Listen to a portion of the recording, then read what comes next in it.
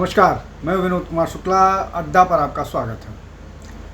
Karnataka police के DGP ने कल एक ऑर्डर जारी किया या ट्रैफिक पुलिस को बोला कि आप लोग डॉक्यूमेंट्स मत चेक कीजिए, व्हीकल डॉक्यूमेंट्स मत चेक कीजिए, इसलिए कि 2 लोग मर गए हैं, 2 लोगों की डेथ हो गई है।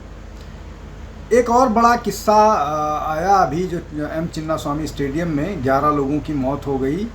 क्राउड जब आरसीबी जो है वो जीत करके आई तो क्राउड मिसमैनेजमेंट के कारण पुलिस जो है वो कुछ नहीं कर पाई, उसके हाथ पांव फूल गए और 11 लोगों की मौत हो गई। अब इसमें मैं बात इसलिए कर रहा हूँ कि जो डीके शिव कुमार हैं, उन्होंने इस मामले में कर्नाटक पुलिस को क्लीन चिट दे दी है।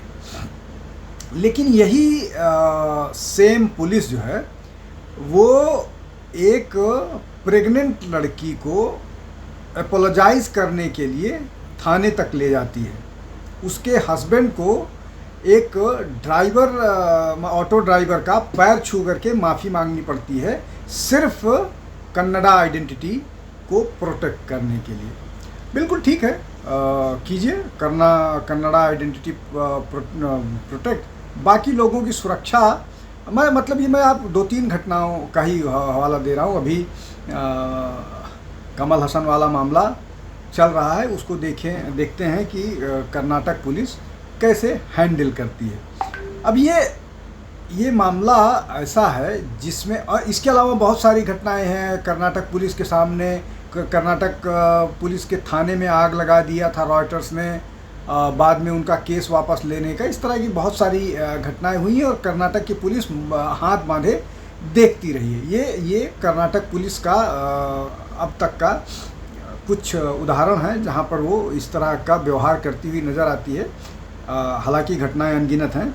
अब जो मसला है कर्नाटक में, अभी जो घटना हुई एम चिन्नास्वामी स्टेडियम के बाहर, जो स्टैम्पेड हुआ जिसमें 11 लोग मर गए, वो उसमें जो कांग्रेस है, वो कांग्रेस के जो अलग अलग नेता हैं वो अलग अलग बात कर रहे हैं कि क्राउड जो है वो जितना सोचा था सरकार ने उससे ज़्यादा था।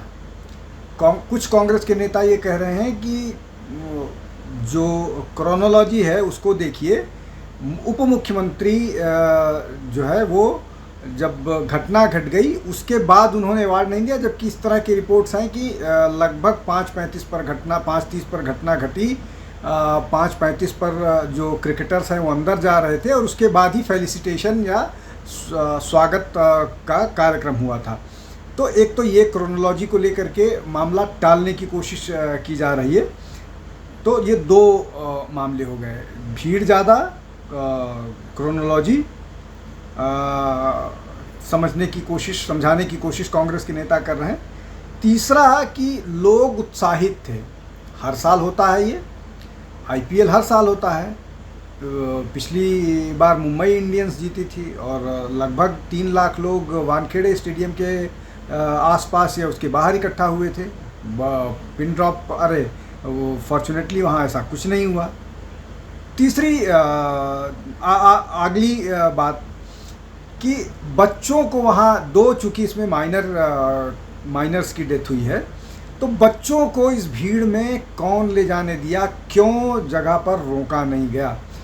क्या अगर कोई अचानक कंटिंजेंसी वाला मामला होता है, कोई अचानक इस तरह की घटना होती है जहां पर पुलिस को फ़ौरन एक्शन लेने की ज़रूरत है, तो क्या पुलिस ये बहाना कर सकती है कि उसको पहले से सूचित नहीं दिया गया था, आतंकवादी घटना हो गया, राइट्स हो गया या और इस तरह की कोई घटना घटित हो गई, तो क्या उसके पहले मतलब नेचुरल कैलामिटीज़ है तो इस तरह की घटना से पहले पुलिस को बता के आना पड़ेगा? टेरर अटैक्स में या रॉयट्स में शायद इसीलिए जब पुलिस को फूंका गया तो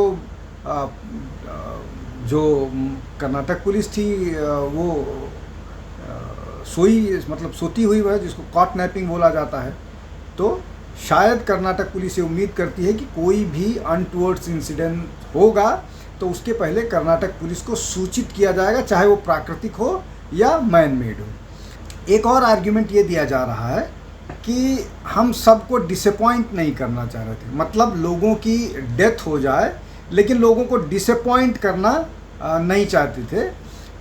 इसमें सब की बात हो रही है। कांग्रेस के सारे नेता, बीसीसीआई के उपाध्यक्ष राजीव शुक्ला ने भी बोल दिया कि इसको पॉलिटिसाइज करने की ज़रूरत नहीं, बिल्कुल इस तरह का मामला, इसमें किसी को पॉलिटिसाइज करने की ज़रूरत नहीं है। लेकिन क्या जब इसी तरह की घटना कुंभ में हुई थी, और कुंभ और यहाँ के प्रोपोर्शन में बहुत अंतर है। जिस दिन घटना घटी थी उस दिन लगभग 90 लाख के आसपास की भीड़ थी, और जिस दिन बहुत ज़्यादा भीड़ हुआ करती थी उस दिन 1 करोड़ 2 करोड़, कई बार 2.5 और 3 करोड़ तक भीड़ इकट्ठा हुई।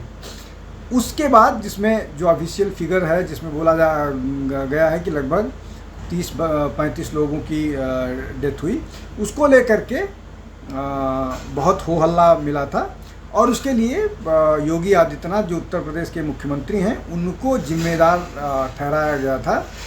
जबकि पूरे कुंभ के दौरान, जो लगभग 45 दिन चला, उस कुंभ के दौरान लगभग 65 करोड़ लोग प्रयागराज पहुँचे। खैर, अब उस पर बात नहीं करते हैं, यहीं पर कर्नाटक की बात करते हैं। एक जुडिशियल कमेटी गठित कर दी गई है कि वो इस मामले में जांच करेगी। अब जांच क्या करेगी जुडिशियल कमेटी? उप मुख्यमंत्री ने क्लीन चिट दे दिया है कि there is no administrative failure, प्रशासन का कोई इसमें गलती नहीं है, पुलिस बहुत मुस्तैदी के साथ काम कर रही है। मुख्यमंत्री भी उसी लाइन पर लगभग बोलते हुए जा रहे हैं, और लगभग कांग्रेस के सारे नेता एक ही लाइन पर बात करते हुए नज़र आ रहे हैं। तो फिर जब पुलिस ने कोई गलती नहीं की और बाकी प्रशासन का कोई गलती नहीं है, तो फिर जुडिशियल इंक्वायरी क्यों? ये सारा मामला सेटल है, क्यों ये सब करने की ज़रूरत है? तो ये जो सेलेक्टिविटी है, ये पूरा का पूरा, अभी तो इसमें आप देखिए, अभी इसमें और बहुत सारे आएंगे कि ये पाकिस्तान का मामला दिलाने के लिए बोलने वाले बोलेंगे कि पाकिस्तान की तरफ से ध्यान भटकाने के लिए बीजेपी का किया था। इस तरह की चीज़ें भी आएंगी। भारत में कुछ भी संभव है।